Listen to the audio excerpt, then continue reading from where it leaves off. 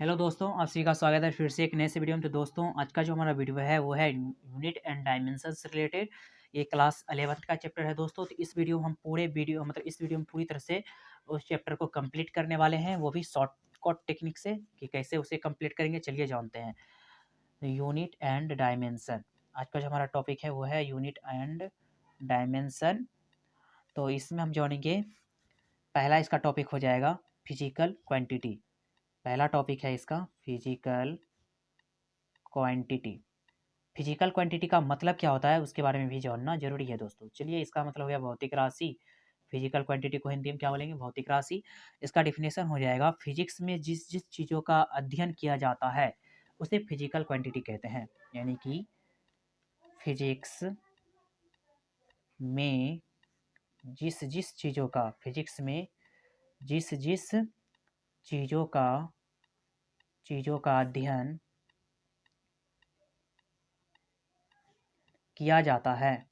अध्ययन किया जाता है उसे फिजिकल क्वांटिटी कहते हैं। उसे फिजिकल क्वांटिटी कहते हैं।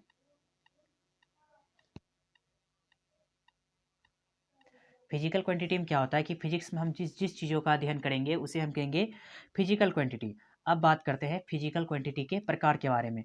फिजिकल क्वांटिटी जो है वो दो प्रकार के होते हैं। फिजिकल क्वांटिटी दो प्रकार के होते हैं। दो प्रकार के होते हैं। तो पहला हो जाएगा मूल राशि। इसे हम बोलते हैं फंडामेंटल क्वांटिटी। फंडामेंटल क्वांटिटी यानी कि हम क्या समझे इसमें? मूल राशि में फंडामेंटल क्वांटिटी। अब दूसरा हो जाएगा व्युत्पन्न राशि। व्युत्पन्न राशि व्युत्पन्न राशि का मतलब हो गया डाइवर्ट क्वांटिटी। डाइवर्ट क्वांटिटी इसमें हम क्या समझे दोस्तों कि फिजिकल क्वांटिटी जो है वो दो प्रकार के होते हैं। पहला मूल राशि, दूसरा व्युत्पन्न राशि। अब हम जानेंगे बारी बारी से कि मूल राशि किसे कहते हैं और व्युत्पन्न राशि किसे कहते हैं, उनके बारे में। तो इसमें हम सबसे पहला टॉपिक हो जाएगा मूल राशि के बारे में। मूल राशि, तो मूल राशि को हम क्या बोले? Fundamental quantity. Fundamental quantity fundamental quantity का मतलब हो जाएगा दोस्तों वह राशि जो किसी दूसरे राशि पर निर्भर ना करे, यानी कि वह राशि जो स्वतंत्र हो। इसमें हम लिखेंगे कि वह राशि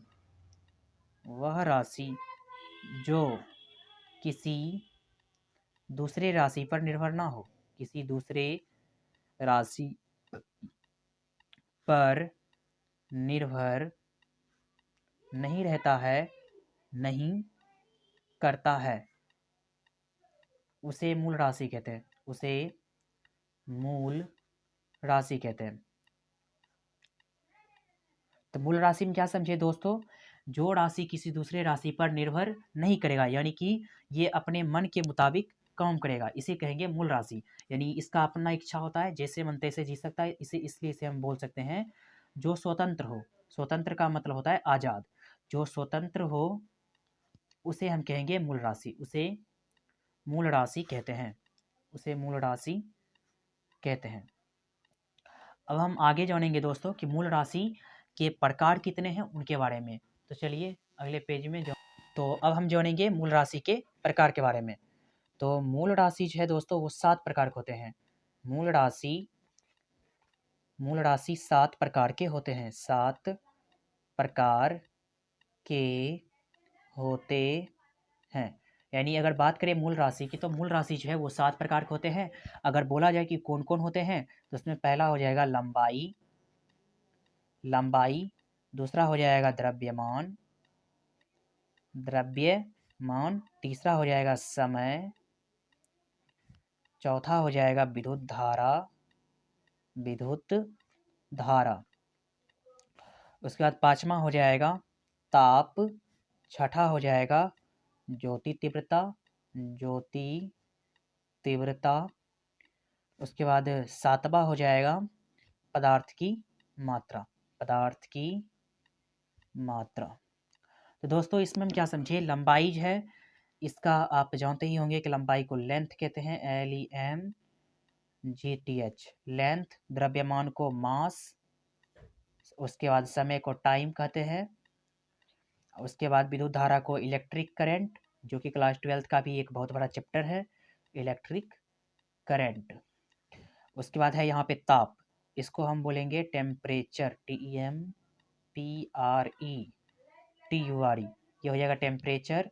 ज्योति तीव्रता का हो जाता है इसका इसका दोस्तों याद नहीं है, कोई बात नहीं। पदार्थ की मात्रा का हो जाएगा अमाउंट ऑफ सबस्टेबल, ऐसे करके अमाउंट ऑफ सबस्टेबल ये हो जाता है इसका आंसर। तब हम दोस्तों ये तो समझ गए मूल राशि जो है वो 7 प्रकार के होते हैं, लंबाई, द्रव्यमान, समय, विद्युत धारा, ताप, ज्योति तीव्रता, पदार्थ की मात्रा। अब हम जानेंगे व्युत्पन्न राशि के बारे में कि व्युत्पन्न राशि क्या होता है और वो कितने प्रकार के होते हैं, उनके बारे में भी जानेंगे। तो यहाँ पे लिखेंगे हम व्युत्पन्न राशि। व्युत्पन्न राशि, व्युत्पन्न राशि को इंग्लिश में कहते हैं डाइवर्ड क्वांटिटी, डाइवर्ड क्वांटिटी। तो इसमें लिखेंगे वह राशि जो दूसरों पर निर्भर करता है, वह राशि जो दूसरों पर निर्भर करता है, उसे व्युत्पन्न राशि कहते हैं, उसे व्युत्पन्न राशि कहते हैं। अब हम इसमें क्या समझे दोस्तों कि व्युत्पन्न राशि का मतलब कि वह राशि जो दूसरों पर निर्भर करेगा, यानी कि ये जो है दूसरे पर निर्भर कहने का मतलब है कि ये मूल राशि पर निर्भर करेगा, इसलिए इसको हम बोले व्युत्पन्न राशि। इसका हो जाएगा चाल बराबर दूरी बटे समय। चाल बराबर क्या लिखे दोस्तों, दूरी बटे समय। तो दूरी का ऐसा ही मात्रक हो जाएगा, यहाँ पे लंबाई और समय का यहाँ पे समय ही लिख दिए हैं, समय को समय ही लिख दिए हैं यहाँ पे दोस्तों। अब हम आगे देखते हैं, व्युत्पन्न राशि हो गया। अब हम जानते हैं दो सहायक राशि होता है, कितना होता है, दो सहायक राशि। दो सहायक राशि होता है। तो अब दो सहायक राशि कौन कौन है दोस्तों, उनके बारे में भी जानेंगे। इसमें हो जाएगा पहला दो सहायक राशि में समतल कोण। समतल कोण, समतल कोण को कहेंगे प्लेन एंगल, प्लेन एंगल। अब दोस्तों प्लेन एंगल का मतलब होता है इस तरह से, मान लीजिए ये समतल है तो ये हुआ प्लेन एंगल। अब इस पर जो कोण बनेगा दोस्तों ये बनेगा 180 डिग्री का। अब हम आगे देखते हैं, क्या होता है ठोस या घन कोण। ठोस या घन कोण इसको हम कहेंगे सॉलिड एंगल, सॉलिड एंगल, इस तरह से। ये हो गया दोस्तों, यहाँ तक हम जानेंगे। अब आगे तो दोस्तों अब हम जानेंगे यूनिट के बारे में। यूनिट यानी कि मात्रक। तो यूनिट मतलब क्या हो गया, मात्रक। मात्रक किससे कहते हैं उनके बारे में जानेंगे। तो चलिए मात्रक का डिफिनेशन जानते हैं। इसका हो जाएगा किसी भौतिक राशि का मान निकालने के लिए एक मानक माप की आवश्यकता होती है, यानी कि किसी भौतिक राशि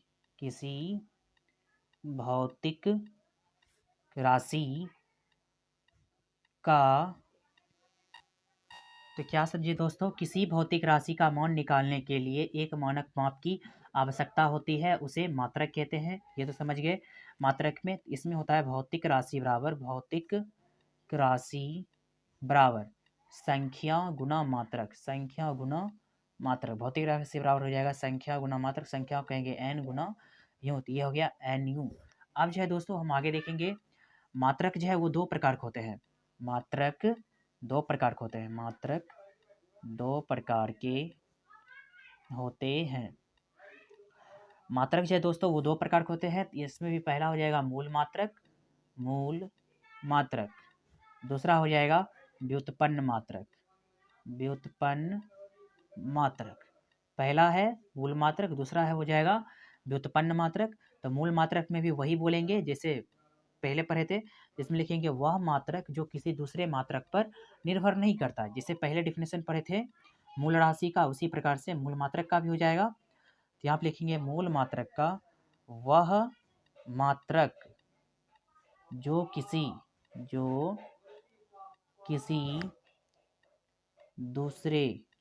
दूसरे मात्रक पर निर्भर नहीं करता है, नहीं करता है, उसे मूल मात्रक कहते हैं, उसे मूल मात्रक कहते हैं। यानी कि मूल मात्रक में क्या समझिए दोस्तों, कि वैसा मात्रक जो किसी दूसरे मात्रक पर निर्भर नहीं करेगा उसी को हम कहेंगे मूल मात्रक। तो दोस्तों मूल मात्रक जो है वो भी 7 प्रकार के होते हैं, अब उनके बारे में भी जानेंगे। यहाँ पे लिखेंगे हम मूल मात्रक, मूल मात्रक 7 प्रकार के होते हैं। जैसे मूल राशि 7 प्रकार के होते हैं, वैसे ही मूल मात्रक भी 7 प्रकार के होते हैं। तो मूल मात्रक जो 7 प्रकार के होते हैं उनके बारी बारी जानेंगे। यहाँ पे हम लिखेंगे मूल राशि, मूल राशि, और यहाँ पे लिखेंगे मूल मात्रक, मूल मात्रक, और इसका जो संकेत होगा उसे भी हम यहाँ पे लिखेंगे। तो चलिए जानते हैं। मूल राशि में पहला हो जाएगा लंबाई, और लंबाई जो है इसका मूल मात्रक हो जाएगा मीटर, और इसे हम संकेत में m लिखेंगे। दूसरा हो जाएगा द्रव्यमान, द्रव्यमान तो इसका हो जाएगा किलोग्राम, इसका मूल मात्रक किलोग्राम, और इसे हम केजी इनसे संकेत से डिनोट करेंगे। द्रव्यमान हो गया। अब हम आगे देखेंगे समय, समय को बोलेंगे सेकेंड, समय को क्या बोलेंगे सेकेंड, और इसे हम एस लिखेंगे। उसके बाद है ताप, ताप का हो जाएगा केल्विन, केल्विन, और इसे हम बोलेंगे के। आगे है विद्युत धारा, विद्युत धारा, तो विद्युत धारा का हो जाएगा एम्पियर, विद्युत धारा का एम्पियर, विद्युत धारा का हो जाएगा एम्पियर, और इसे हम बोलेंगे ए। उसके बाद है यहाँ पे ज्योति तीव्रता, ज्योति तीव्रता, तो ज्योति तीव्रता का हो जाएगा कैंडेला, कैंडेला, तो उसका हो जाएगा सी डी संकेत। अंतिम और आखिरी है पदार्थ की मात्रा, पदार्थ की मात्रा, तो पदार्थ की जो मात्रा है इसका हो जाएगा मोल, MOL मोल, और इसे हम बोलेंगे MOL मोल, इसका हो जाएगा संकेत। ये था दोस्तों मूल मात्रक के बारे में। अब हम जानते हैं व्युत्पन्न मात्रक जो है उनके बारे में। तो आगे हो जाएगा व्युत्पन्न मात्रक, व्युत्पन्न मात्रक, इसमें भी वही लिखेंगे सेम चीज़ दोस्तों, कि वह मात्रक जो दूसरे मात्रक पर निर्भर करता है। इसमें लिखेंगे वह मात्रक जो मूल मात्रक पर निर्भर करता है, जो मूल मात्रक पर निर्भर, जो मूल मात्रक पर निर्भर करता है उसे व्युत्पन्न मात्रक कहते हैं, उसे व्युत्पन्न मात्रक कहते हैं। यानी कि मूल मात्रक में क्या समझे दोस्तों, वह मात्रक जो दूसरे मात्रक पर निर्भर करता है उसे हम कहते हैं व्युत्पन्न मात्रक। तो इसमें हो जाएगा चाल बराबर दूरी बटे समय, चाल बराबर दूरी बटे समय, तो इसको हम लिखेंगे दूरी को लंबाई और समय को समय ही लिखेंगे, यानी इसे टी भी कह सकते हैं शॉर्ट में। तो ये हो गया इसका। अब हम जानते हैं दोस्तों कुछ फॉर्मूलों के बारे में। यहाँ पे लिख देते हैं कुछ सूत्र जो कि बहुत ही इंपॉर्टेंट सूत्र होता है दोस्तों, चलिए जानते हैं। इनका एक पहला सूत्र लिख देते हैं वेग बराबर, वेग बराबर विस्थापन बटे समय, वेग बराबर हो जाएगा विस्थापन बटे समय। दूसरा फॉर्मूला लिख देते हैं बल बराबर द्रव्यमान, द्रव्यमान गुना त्वरण। अब तीसरा फॉर्मूला हो जाएगा दोस्तों कार्य बराबर विस्थापन गुना बल, विस्थापन गुना बल। उसके बाद हो जाएगा यहाँ पे चौथा आयतन, आयतन बराबर फॉर्मूला हो जाएगा लंबाई, चौड़ाई और ऊंचाई, इन तीनों का गुना, यानी लंबाई गुना चौड़ाई गुना ऊंचाई। ये हो गया इसका व्युत्पन्न मात्रक के अंतर्गत कुछ फॉर्मूला। अब दोस्तों अंतिम और आखिरी टॉपिक बचा हुआ है जिसका नाम है CGS पद्धति, यानी कि system of unit, system of unit. ये जो है दोस्तों मात्रकों की पद्धति है। इसमें पहला हो जाएगा FDS सिस्टम, FDS सिस्टम, इसका मतलब हो जाता है foot pound, foot pound second, second, इस तरह से हो गया।